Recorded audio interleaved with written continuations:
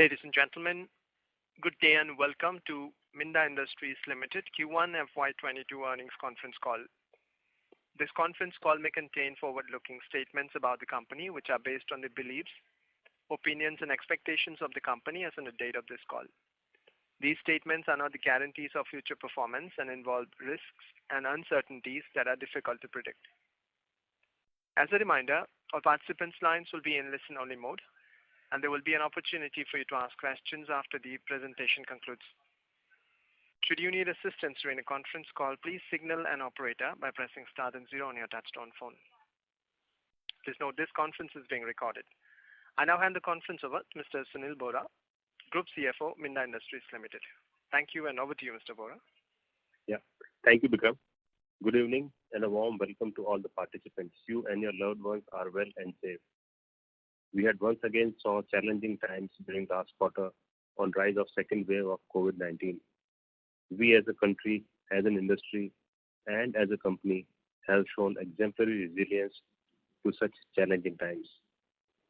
We hope you had a chance to have a quick look at our financial results and presentation that is uploaded on Stock Exchange as well as the company's website.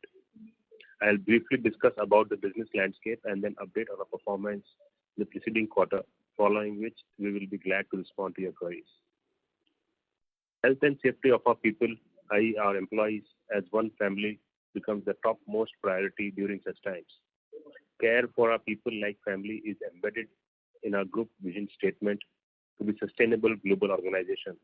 Pursuing our vision, Minda Group has always provided unwavering support to the employees and their families. During this period as well, we had taken several measures and initiatives including but not limited to proactive testing, vaccination camps, financial assistance, online doctor consultants, medical consulting, counseling, etc. We had also set up COVID care centers with oxygen beds at various locations for our employees and their families to provide immediate medical attention in case of requirement of hospital facilities. Unfortunately, we had lost lives of some of our employees to the COVID battle. We stand with their families, and besides additional financial support, we are providing permanent job opportunity and education support to their children till graduation. Coming on to financial performance,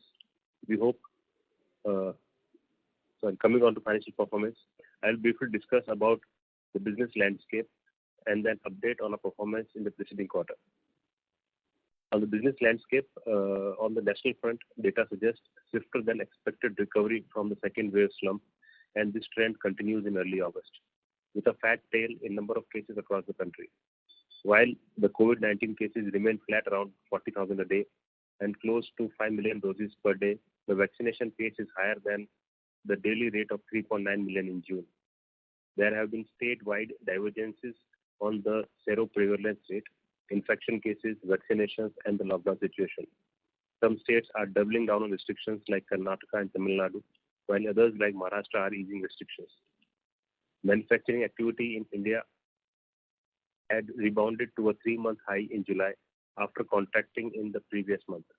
Factory orders rose amid reports of improved demand and easing of restrictions. Strengthening international demand contributed the uptick in total order books. New export orders expanded markedly in July, following a moderate contraction in June. Automobile retail sales in India came back strongly in July and continues to do so in the month of August with the opening of dealerships across the country as COVID-led restrictions were eased in the affected states.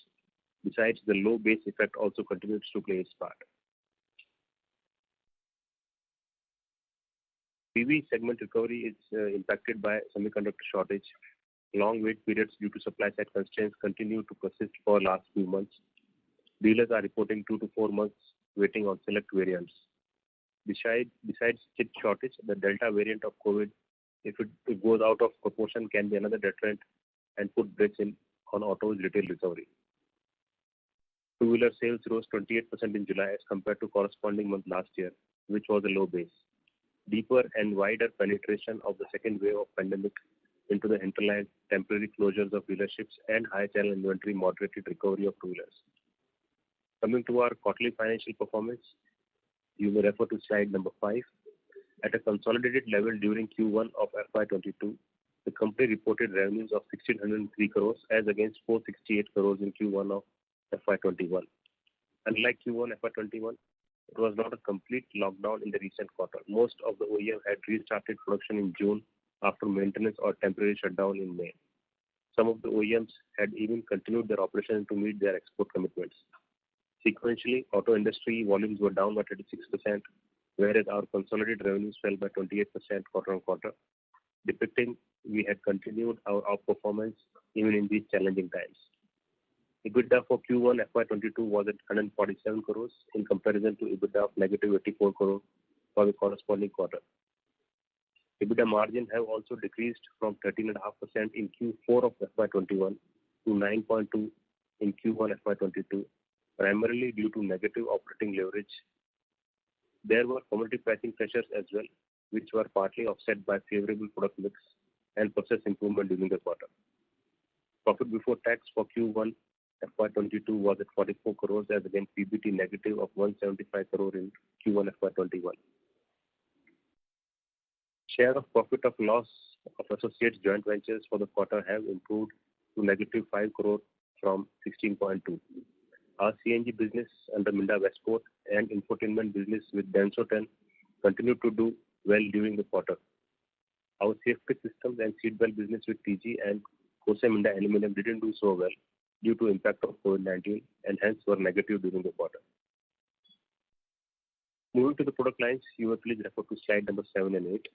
Starting with switching systems, the segment achieved revenue of 441 crores for Q1, contributing about 10% of consolidated revenues.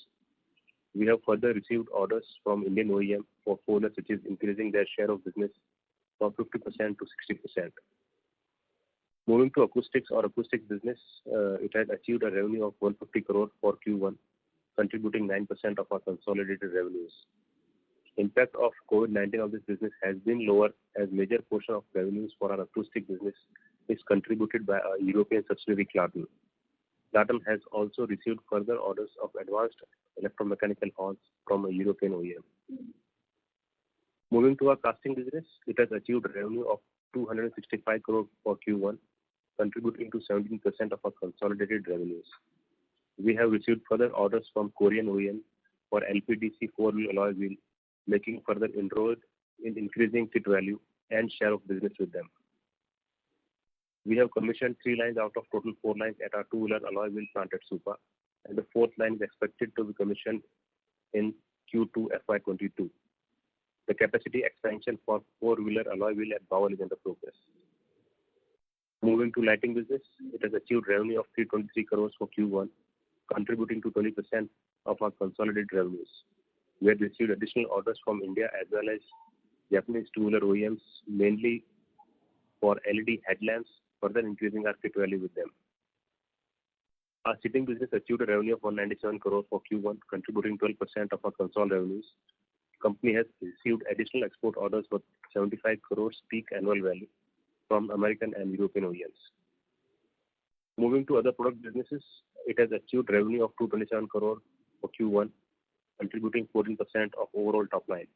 Other businesses mainly comprise of sensors, blow molding business, ICES, battery, etc. Moving to slide 11, in terms of our revenue pie for the quarter ended 30th June 2021, OEM business accounted for 92% and aftermarket business around 8% for Q1. The aftermarket share of business is lower than normal, primarily due to staggered lockdowns in various states across the country. Our sales from international market, i.e. export from India plus sales from overseas operations stands at 23% of total consolidated revenues.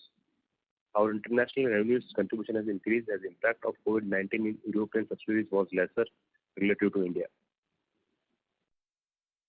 In summary, we would like to highlight that Q1 has historically been lower than Q3, Q4 for the industry as festivity and New Year usually boost sales in Q3 and Q4. Besides, as you know, there are annual price adjustments which contributes to better profitability in latter part of the year. Besides cyclical lower volumes, Q1 was further impacted by second wave of COVID-19. In spite of challenging times, we have been able to post a resilient performance. We have seen sharp recovery in auto industry in July, and momentum is continuing in August. With normalcy returning, we are confident to soon retreat back to performance levels demonstrated in previous quarters. Now moving on to few recent company updates. First on Harita merger, as you are aware that we have completed merger of Harita Shipping Systems with Minda Industries pursuant to the scheme, and as per the option chosen by shareholders, we have issued equity shares and redeemable preference shares as part of the consideration. Though preference shares were issued with maturity of 36 months, preference shareholders had also option for early redemption within 3 months. Barring few shareholders holding around 10,000 odd shares, all other shareholders have already opted for early redemption. Moving to QIP, as you know, that company has successfully closed its qualified institutional placement of equity shares at issue price of 720 per equity share for a total of 97.22 lakh equity shares. So overall fund raised was around 700 crores. The funds will be utilized for following broad purposes. First is redemption of preference shares issued to shareholders of Harita pursuant to merger as explained above.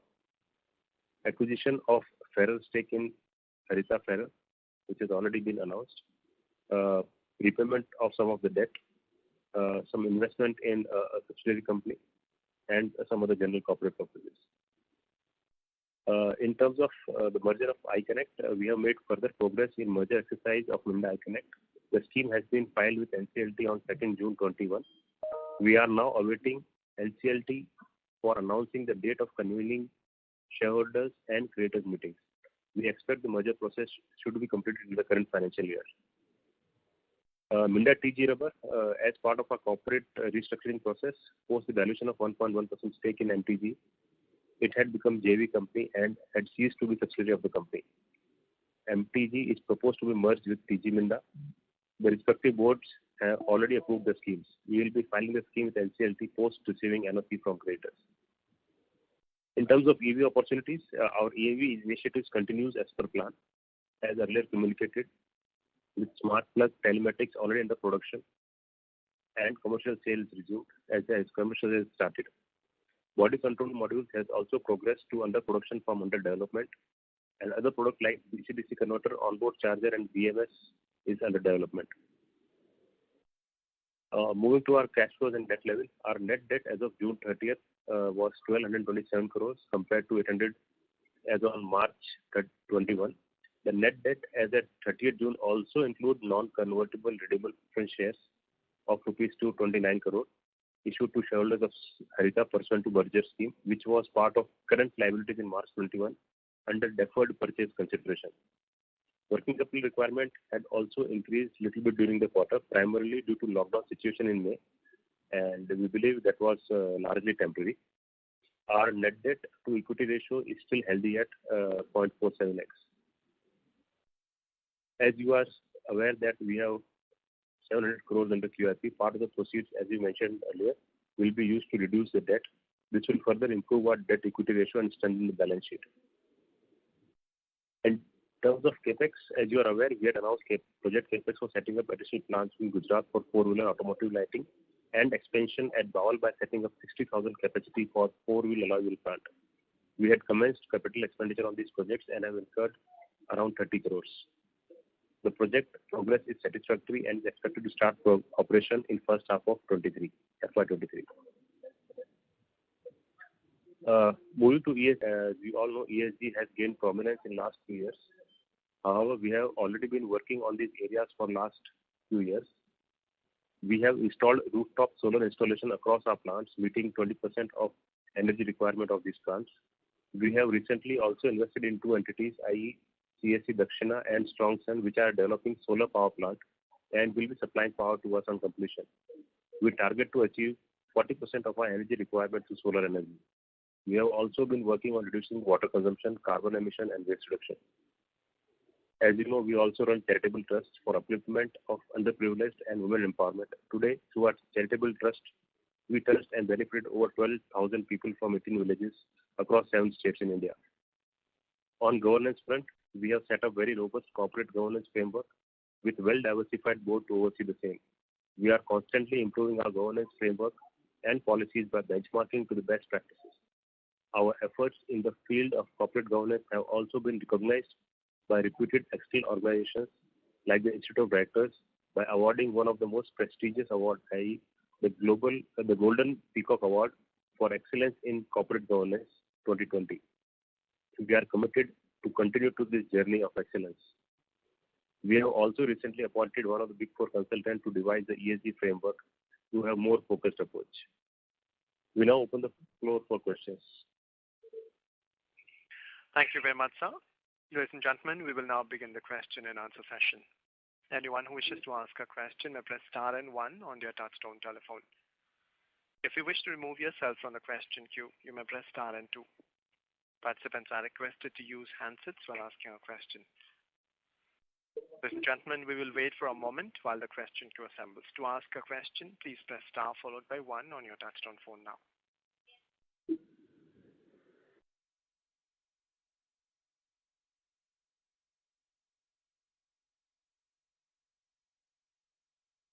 We have a first question from the line of Ashutosh Tiwari from Equirus Securities. Please go ahead.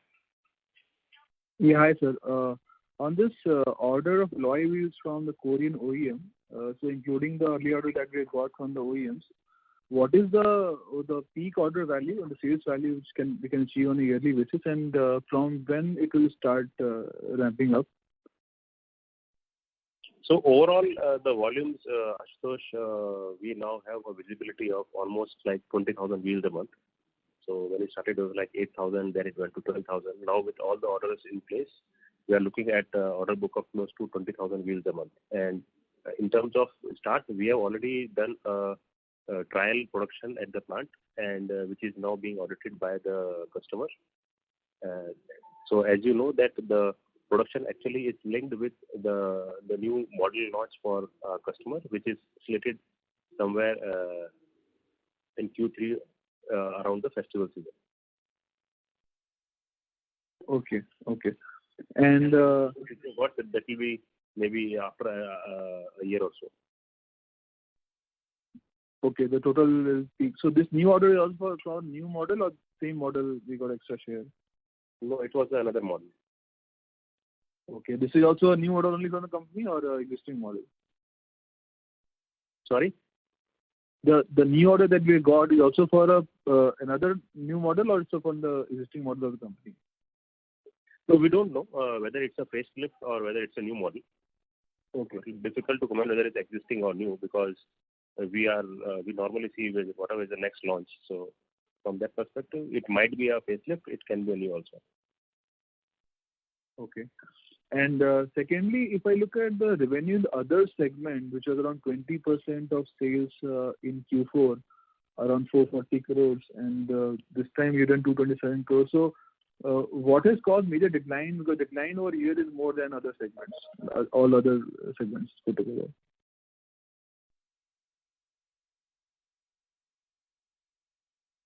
So I think other segments in Q4 for 21, they contributed 20% of the total sales, so around maybe 440 odd crores. This quarter it is 227 crores. So why the decline over here is larger than what we see in other segments?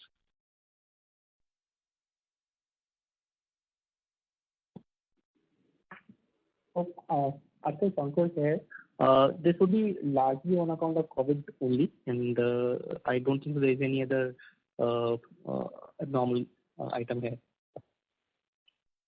Okay, I'll discuss offline. And lastly, on the export orders in seating, which geography it is from, and basically again when it will peak out in terms of when we can achieve the full order value? Yeah, so it is in, as I said, one American OEM and other is the European OEM. And both the production expected starting in FY22-23. So 23 will also peak out basically, or will peak out in 24? From this quarter perspective, yes. Okay, I got it. Okay, thanks a lot. Thanks, Ashutosh. Thank you. A reminder to participants, to ask a question, please press star and one on your touchtone phone now. We have next question from the line of Aditya Joel from Investec Capital. Please go ahead.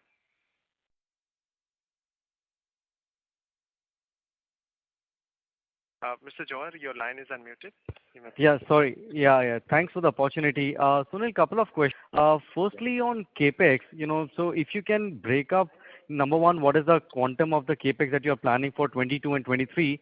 If you can break up the CapEx between the money that you plan to spend for the die casting business, for lighting plant, as well as for blow molding.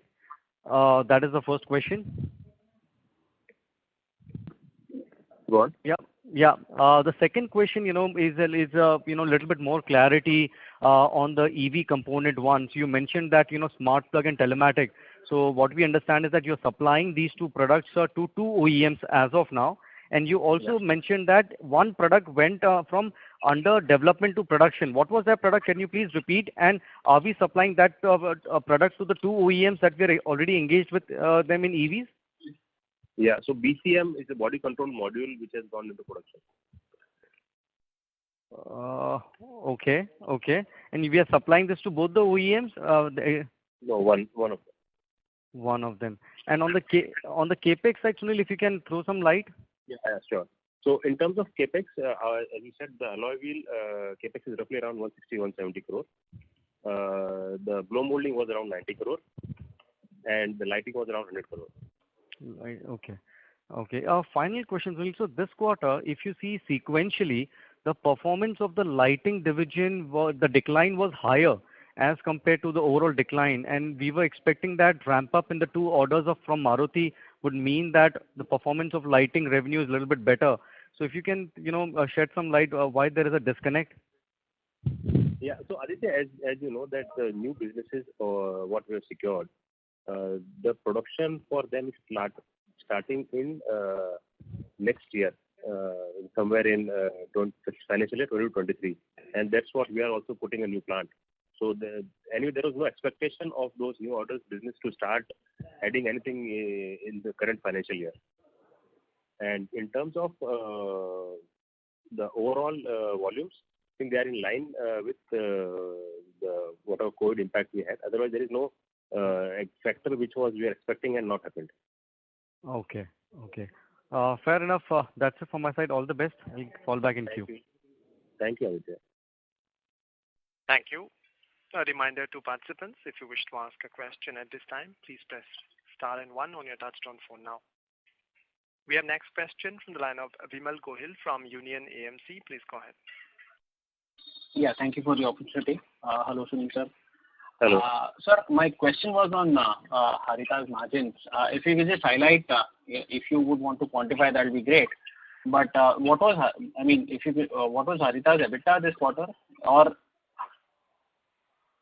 so as you know, Vimal, we have stopped giving business-wise profits for last 2.5 years now, based on whatever feedback we had.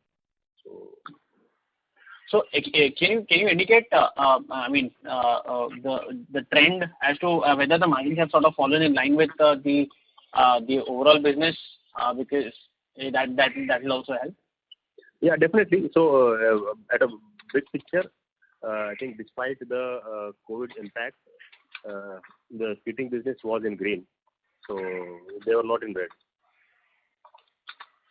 Okay, so basically the margins would have fallen in line with the overall business. Would that be a right assumption, right?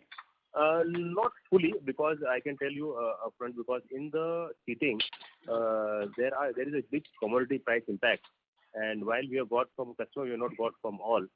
So to that extent, we have not realized the full potential of seating in Q1.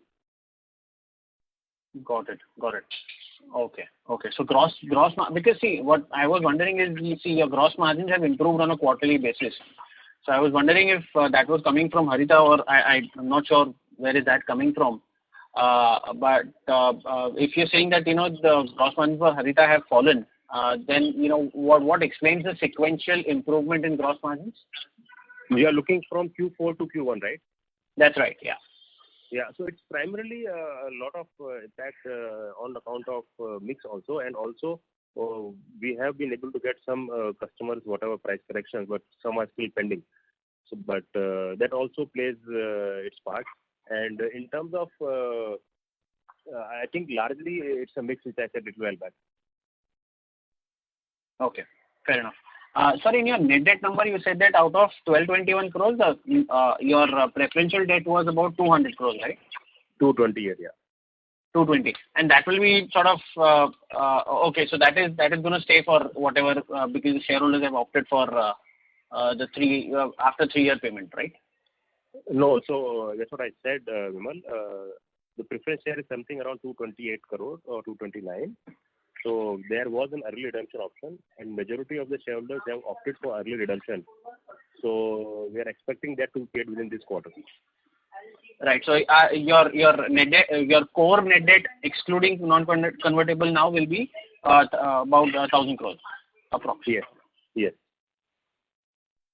Okay. So this 229 crore that has already been paid out, right? You disclosed that on the exchange.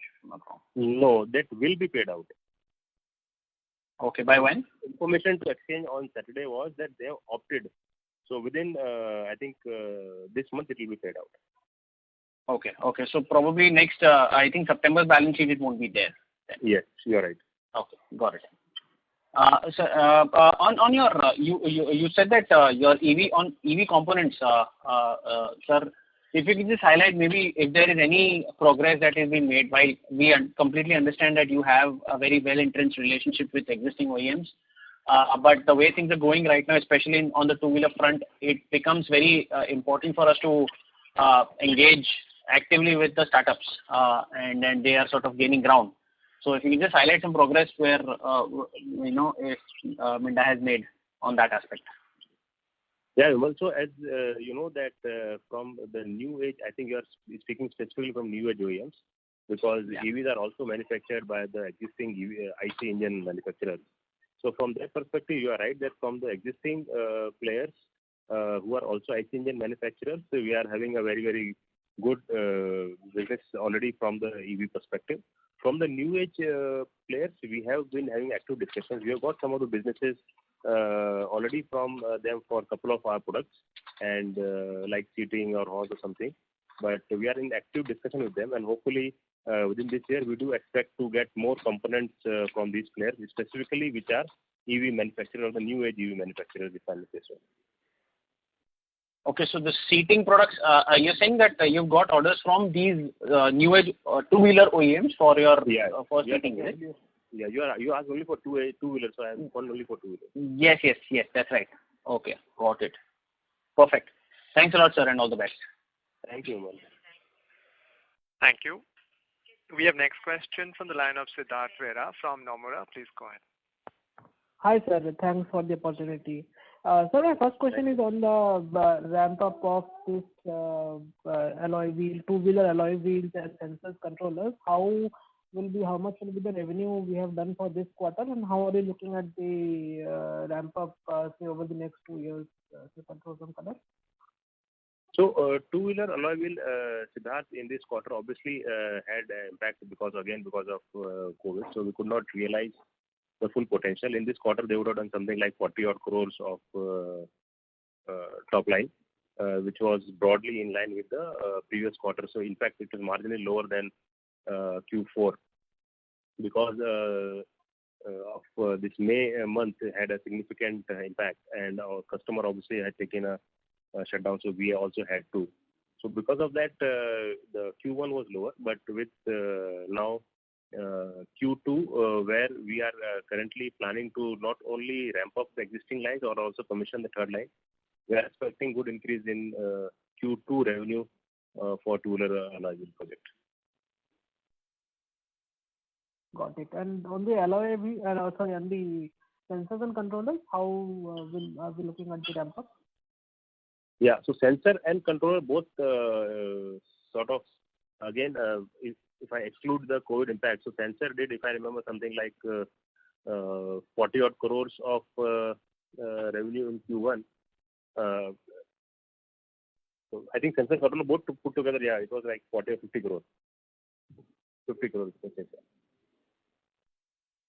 crores. Okay. And I mean, in terms of our targets which we have for FY23, I mean, do you think they have an upside to where the adoption in the evening and the way we are gaining share and all?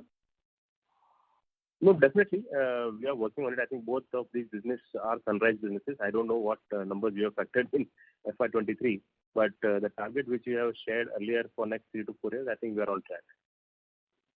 Okay. Okay. So from next 2 to 4 years, what we are saying is like 5 to 8 billion type of top line, right, for each? No, so total, if I remember, was we shared 4 to 400 crore of revenue plus. Okay. Okay. And lastly, sir, on the depreciation, if I see in the quarter, it has dropped a bit compared to last quarter. Any particular thing which has happened here? Yeah. So depreciation, as you know, that normally you will provide either a double shift or a triple shift based on the business. But again, in May when there was a shutdown period, so as per the standards, you provide only single shift. You don't provide a double shift or a triple shift operation. So that also leads to some reduction in depreciation. Okay. So this should normalize in the current quarter. Yes. Okay. And lastly, sir, on the Harita seating side, if you can throw some light on the PV part of the business which we have been trying. I mean, any ramp up in revenues which we are looking, and in terms of new orders, would you have any? Can you share something on that? Yeah. So Harita, as I said, we have actually got a couple of businesses export orders of peak value of 75 crores a year. So from that perspective, I think it continues to do well. But specifically on the domestic front, we all know CV is yet to pick up. While we are all hearing that CVs are the next in line to sort of catch up, but it's not coming honestly. And Harita, you know, half of the revenue comes from the CV business. So there definitely there are the challenges again industry driven, because this vehicle doesn't manufacture now. You know, our destiny gets linked with the vehicles being manufactured. Sir, I actually wanted to know about the passenger vehicle side. I mean, we are pushing seats in the passenger vehicle side as well. No, not yet, Siddharth. I think we spoke earlier also. As of now, we don't have a ready product available from PV side. What we have got secured businesses only of primarily like headrest or center armrest like that, but not specifically sitting for PV. And in fact, the target which we also shared last time of doubling the revenue, that doesn't factor any PV seating actually. If that happens, that will be additional. Okay, got it. Okay, sir. Thanks a lot. I'll come back. Thank you. Thank you. We have next question from the line of Ronak Sarda from Systematics Group. Please go ahead. Yeah, hi, Slade. So, Bhaskar, first question is on the other expense and the employee cost line item. Is there any one-off in the quarter? And related is, I mean, given the major impact on margin is more of operating deleverage. So how has the utilization been in, let's say, July and half of August? Are we inching back to, let's say, Q4 levels? No, so employee cost definitely is purely a operating leverage play, because there is nothing exceptional. Only additional is the increments, because last year when employees have all contributed voluntarily for a contribution or a salary cut, if you may use that strong word. So this time I think company has also been I would say proactive in terms of handing out increments, which we gave in April itself. A lot of people did not, and we also increased a little bit of quantum of those increments. So that is the only thing which is additional, if you see from quarter-on-quarter perspective. Got it. I understand that. So yes, and how's the utilization been in, let's say, July and August? Are we inching back to Q4 levels? Yeah, definitely. As I said, July was very, very good. August again, as you know, we just heard from a couple of our customers, primarily Maruti also, and where there are some challenges because of electronic components. So I think barring that, we should be on track to at least sort of reach close to the top line what we achieved in previous quarter. Got it. Perfect. And the other question was on the alloy wheel expansion, primarily for in the Bawal plant, or let's say for the non-Korean OEMs. I mean, the expansion looks slightly, small, given how the industry is quickly migrating to alloy wheels. So is it the plan is to, do the capex or expand capacity much slower, slower than what we had, the industry would grow, or is it more of a cautious approach? Just trying to understand that, because we could have done it a larger expansion in one go. No, so I think you're referring to the Bowel expansion, right? Of Bowel, 60 kV. right. Yeah. So why 60 was based on whatever current orders visibility we had. There was something like 30K. And we thought, I think, because we have multiple of that 30 lines, so we are putting up 2 lines because we could accommodate those 2 lines in our existing plant. If you have to go beyond that, then we might have to go to another land acquisition, and putting up another building, and all that. So what these 2 lines are being put up is in the existing plant and adjacent building which we had put up in past, but we could not expand there. So because of definitely the visibility of business we had that point in time, plus considering the space available, we sort of opted for 60K. Definitely, if business grows, we'll keep our options open to see how do we expand further. Sure. Right. Perfect. Okay. Thank you. Thank you, Ramak. Thank you. We have next question from the line of Mumuksh Mandlesha from MK Global. Please go ahead. Yeah. Thank you so much for the opportunity. Sir, just wondering, on others product revenue, what was the revenue for ICIS, CNG, and blow molding, sir? Sorry, come again? On the other product revenue, what could be the revenue for this ICIS, CNG, and blow molding this quarter, sir? Yeah, so CNG does not get consolidated. CNG is a JV with Westport, so that revenue does not get consolidated. I think blow mold sensors and controllers was, as I said, roughly around 40 crores. Blow molding another 40 odd crore. Delvis another 30 odd crore. Battery another 25 odd crore. Right. And ICIS, okay, it's controllers, right? Yeah, ICIS I said 30 odd crores. Right. And sir, can you just talk about the TG Minda South India? What are the growth prospects for this business? And similarly, you can talk about the TRM and what's the growth prospect for this segment also? What is that? TRMN, Tokyo Rika Minda. Oh, TRMN. Yeah. Okay. So both these are joint ventures. So TG definitely with the airbag, whatever is made mandatory, it will benefit maybe around 40-50 crores of additional revenue per year based on whatever business we had in hand. So that is on the TG. In terms of TRMN, as of now the business is stable. There is nothing additional which we have got in last couple of months. Okay. Thank you so much, sir. Thank you.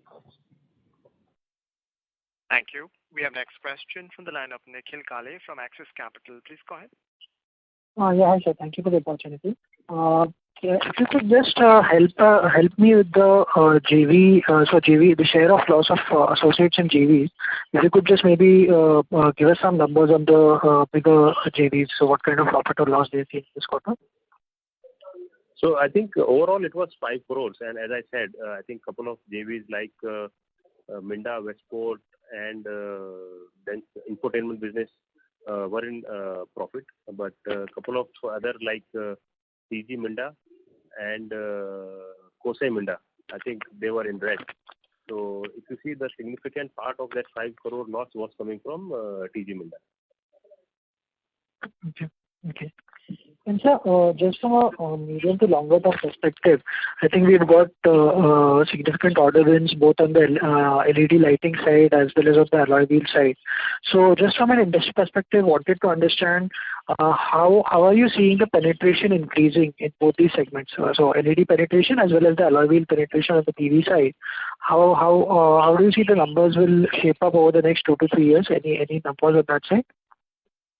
Yeah, so I think from that perspective, the biggest move we are seeing from market perspective is more on the alloy wheel side, where there is a faster adoption of alloy wheels. On LED lighting, yes, it is moving, but it's not moving at that pace. But gradually we do expect that also to grow. So in terms of alloy wheel, it is something market around 30% penetration compared to the total wheel steel versus alloy, which we expect to grow in next few years.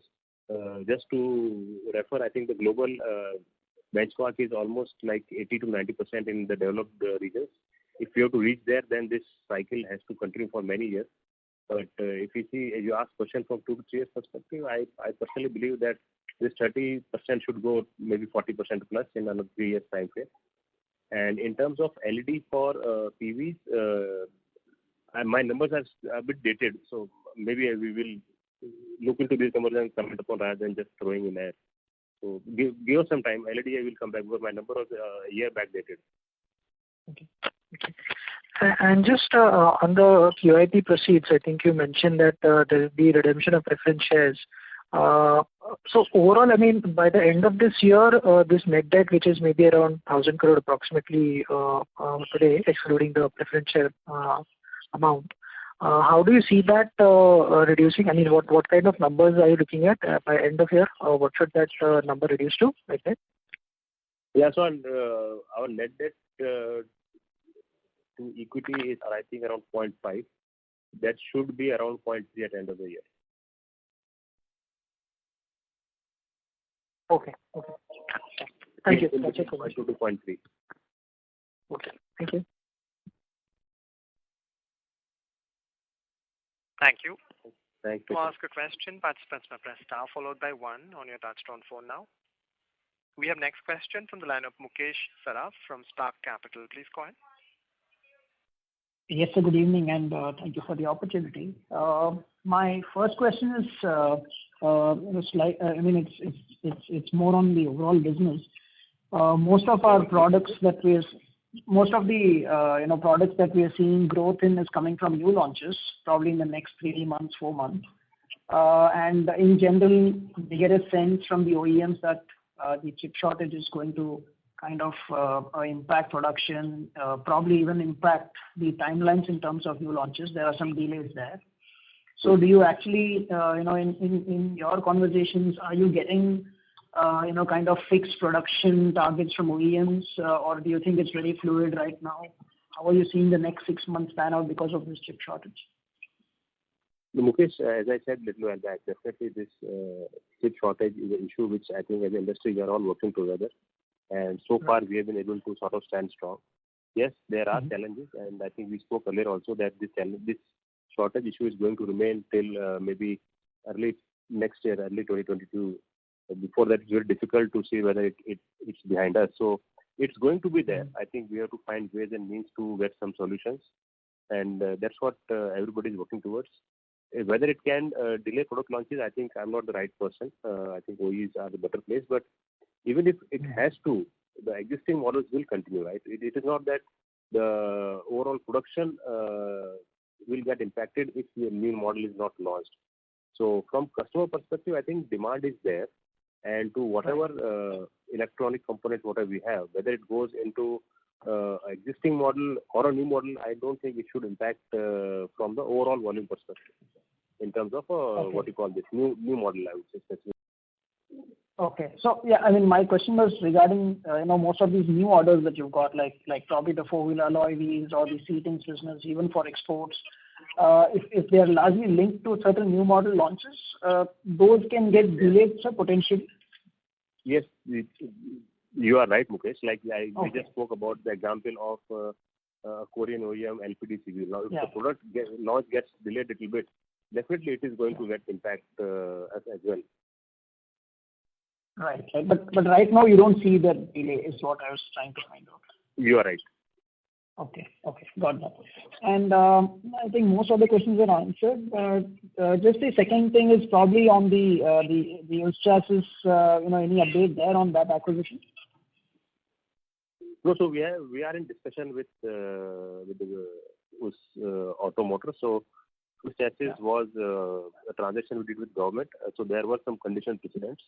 As you know that being a new country, we wanted to go very, very carefully, and we had made some condition precedent, which is signing of agreement or all the terms and conditions with Automotive, who is the customer. So, and for both of these entities, owner was government. So obviously that was a comfort which we drove when we bought. So we are in discussion with them, and there are some challenges from that perspective. So, but we are trying to see if we can find some solution and come to a common ground. So that still is in, I would say, in works. But your target completion date is still this year end, sir, or any change there? Yeah, so target completed, I think we said 30th of November. So Right. ideally, Okay. if it happens, should happen before that. Should happen before. Right. Thank you, sir. I'll get back in with you. Thanks, Mukesh. Thank you. To ask a question, participants may press star 1 on your touchtone phone now. We have next question from the line of Vimal Gohil from Union AMC. Please go ahead. Yeah, thanks. Thank you so much once again. My Uchesh's question has been answered. Just one more thing, I wanted clarity on the revenue decline that we've seen in the other segments, sir. If you could just highlight which sort of product segment saw a higher decline, and possibly if you could just highlight the reasons for the same. You are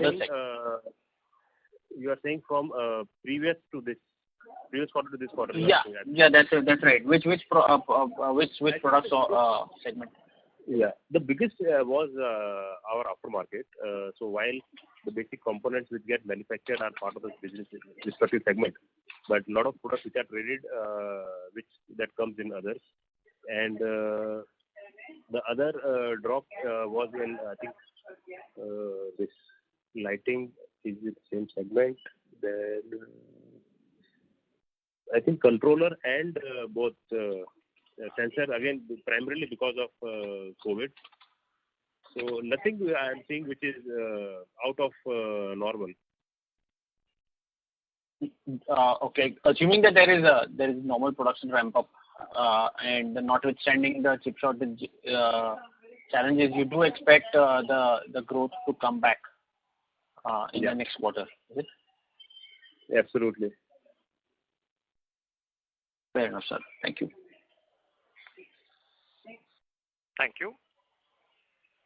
Anyone who wishes to ask a question may press star 1. We have next question from the line of Nikhil Kale from Axis Capital. Please go ahead. Yeah, just one follow-up question from my side.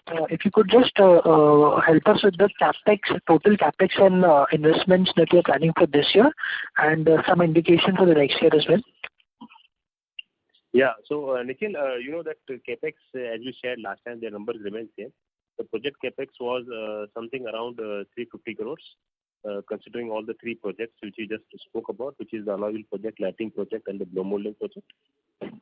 In terms of the brownfield growth or a sustaining capex, we are expecting to be around 200 to 250 crore this year. And from next year onward, as of now, there is no certain visibility on the growth capex. Yes, we might have some requirement which currently which is in the works. Not something which can be announced today, but there might be something on the growth capex next year, but not to the quantum which we are doing this year. And sustaining capex should remain in the same range. Okay, thanks. And just another question on the alloy wheel. So, assuming that, say, maybe 2-3 years down the line that the demand continues to improve, you mentioned that the space is a constraint in the existing facilities. So, if we do decide to go ahead and put up a greenfield, what kind of investments would it entail for, say, a capacity of maybe 60K or 120K wheels per month? So, broadly, 60K should cost something around 200 to 220 crores. Why it is costing less? Because of it's in the existing infrastructure and building was already there. So if you double it, 120 should be around 400 crore kind of range. Okay. Okay, got it. Thank you. Thanks, Nikhil. Thank you. We have next question from the line of Basudev Banerjee from Ambit Capital. Please go ahead. Thanks, Bola sir. Just few questions might be repetitive, I missed out. So the whole Harita deal value plus the residual Fura stake purchase and the investments like Uzbekistan, whatever you are doing, all these things are largely getting funded by this QIP. Am I right, sir? You're right. And also, other than internal cash flows, so this year your project capex was 350 crores? Yes. And maintenance capex will be 150, 200? 200 to 250, I said. 100 to the same number we gave last year. We not increased it. Okay. So, and then the year-end debt equity, which you said in the call earlier, is after considering all these expenses and the QIP money raised. Yeah. Perfect. And next question, sir. I missed out. I think you discussed what has been Harita's margin this quarter. Though obviously this is a COVID quarter, this is not a benchmark, but still. So as I said, Vasudev, I think somebody else also asked this question. Yeah. We are not doing business-wise margins actually. Okay. But I said it is in green. It is not in red. Okay. And any outlook from a Harita perspective you can highlight from next 2 years perspective? No, you are right, Vasudev, in terms of outlook. While it is very difficult to comment because half of Harita's revenue is on CV, and CV continues to see the volumes where we all know about it. Mm-hmm. So that's number one. Number two, what we are doing is what we are having in control is while we have launched this Harita sitting into aftermarket, but we don't expect that to be very, very sizable in the first year. Maybe second, third year onward, it may become more meaningful. What we are also working is in terms of addition of at least one two-wheeler customer this year, and we believe that we are on track for that. We should be able to add one two-wheeler customer to Harita seating, which has not been there earlier. So to see that how do we increase the customer and the overall share in the two-wheeler seating business. Plus, Harita has actually, honestly, doing very well in the export market. In export market, they continued to sort of secure businesses. They have also secured businesses from some of the EV players. So sitting as a business, we are very confident that we should be able to achieve our target, what we shared in the last call. And what percentage of its revenue now is exports? What percentage of? Harita will be exports now? Harita export is roughly around 100 odd crores currently. Okay. So we are expecting that to grow significantly in the coming years. Sure. Yeah. And my last question, sir, Ola launched its models yesterday and some other launches also happening. So like BMS or motors, if you can specify any such orders you are getting from such new players as such? Not from Ola, honestly. Anything was supplying to Ola as of now? No. Okay. And anything to the likes of Ampere or Hero Electric, etc.? Yeah, we are. So to other players, we are supplying some of the components. So we are in discussion with, including Ola, with almost all of them. Because what was happening so far, that because of the small volumes, they have been primarily importing. Now with the volumes increase, and also if you have to get the benefit under the same scheme, you have to localize. So now everybody is now in discussion for localizing the components, and we are in discussion for all our components with all the new age players. Existing, we are anyway there. In the new age players also, we have got a couple of components already, and we are in discussion for more. Hopefully within this same financial year, current financial year, we should be able to secure more businesses from these players. So will it be right to assume that you will be confident of securing LED light orders from Ola? I won't comment on specifically, Vasudev. Obviously, we would like to, but so that's a large opportunity as such.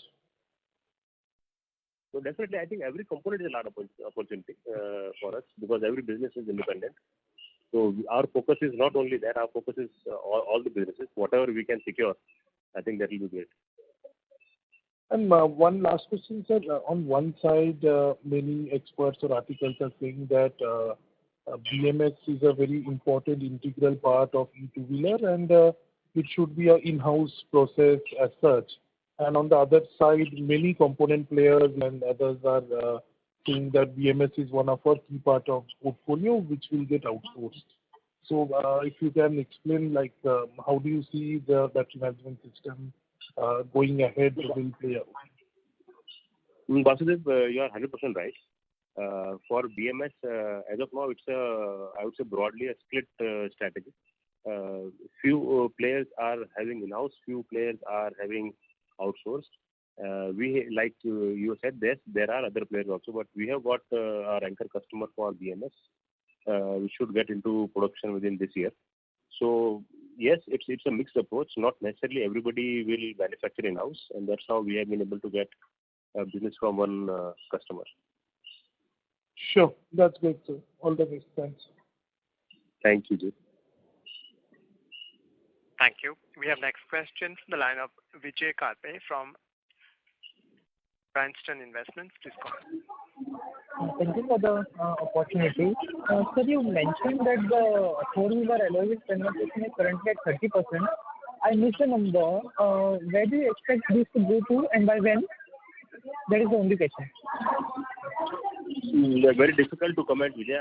What I said was that in developed market, the penetration is almost like 80 to 90%.